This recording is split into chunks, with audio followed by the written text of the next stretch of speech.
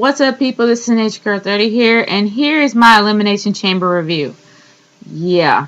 Honestly, the way it started off with the Raw Elimination Chamber match. I'm gonna be real. Man, that match was a complete cop-out. I'm sorry. It really was. I was looking forward to seeing Chris Jericho and CM Punk go at it like they're supposed to at WrestleMania. And Chris Jericho he didn't even get eliminated. He got injured and had to be taken out because CM Punk kicked him through the gate and he hit something on the way down. What? It was such a cop-out. And honestly, when I actually just saw that The Miz was the last person in the match with CM Punk, just lets me know that he was going to lose. I'm sorry.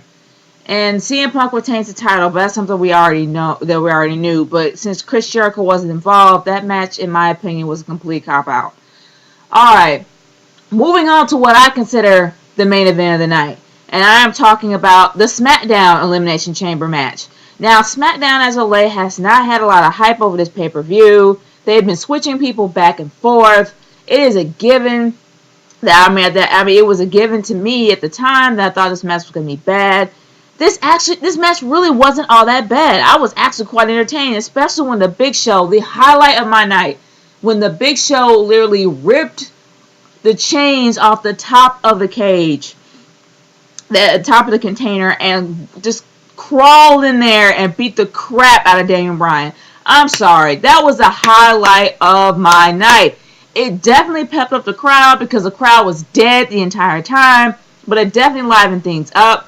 And people were really behind. Well, actually, people were really behind Santino, which was a huge shock. Everyone really loved, the fact that the Big Show crawled in there and literally beat the crap out of Daniel Bryan. But then Wade Barrett and Cody Rhodes, don't get me wrong. Cody Rhodes, it was the highlight of his career that he literally pinned the Big Show and took the Big Show out. That was the highlight of his career.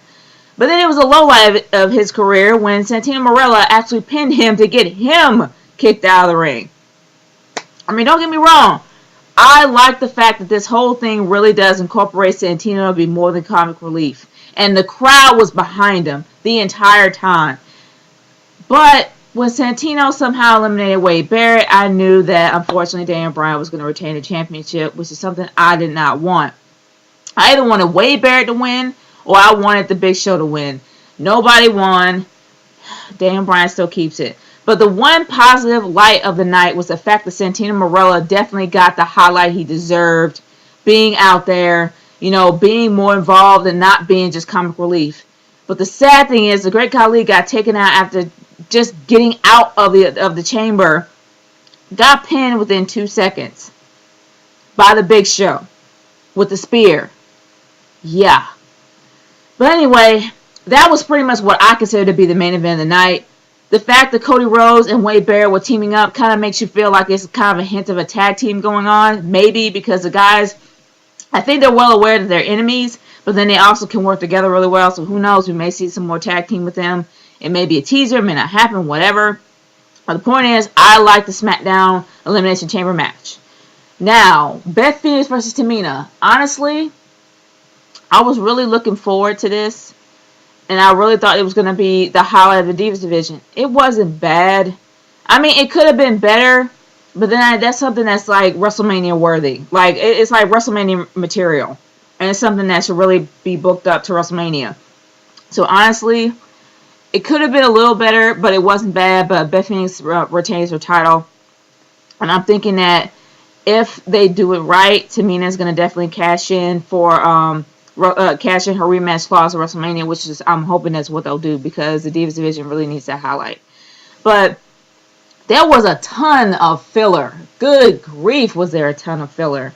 And I guess you kind of expected it since they were having 4 matches, but it was an impromptu U.S. title match. I didn't care about that match at all. It was between Jack Swagger and Justin Gabriel. Did not care about that match at all. Moved on from there, and unfortunately, Jack Swagger retaining the title. But moving on from there to what's considered to be the main event of the night. And I'm talking about the ambulance match with Kane and John Cena. Yeah, I could care less about this match because John Cena still say the same. And he really didn't embrace the hate. Even if he wasn't embracing the hate, he didn't bring it. Like, you would expect this man, after everything he's gone through, to be more aggressive towards Kane, but he was mellow. What?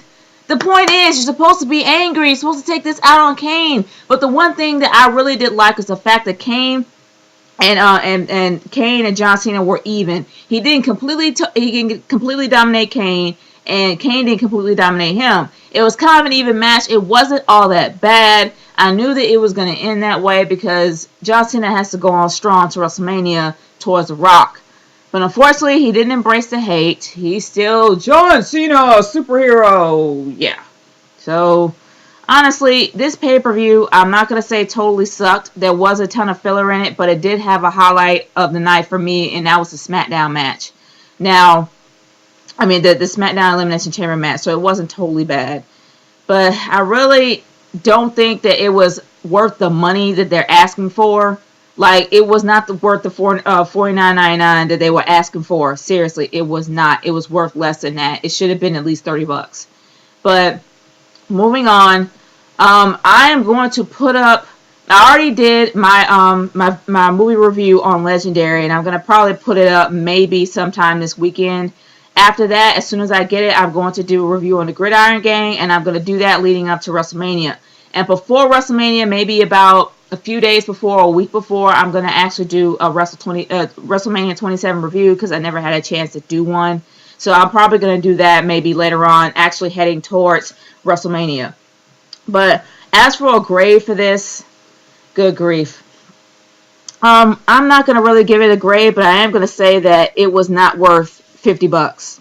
It wasn't. It wasn't worth $49.99. This was worth $30, or probably $25. Like, seriously, far too much filler.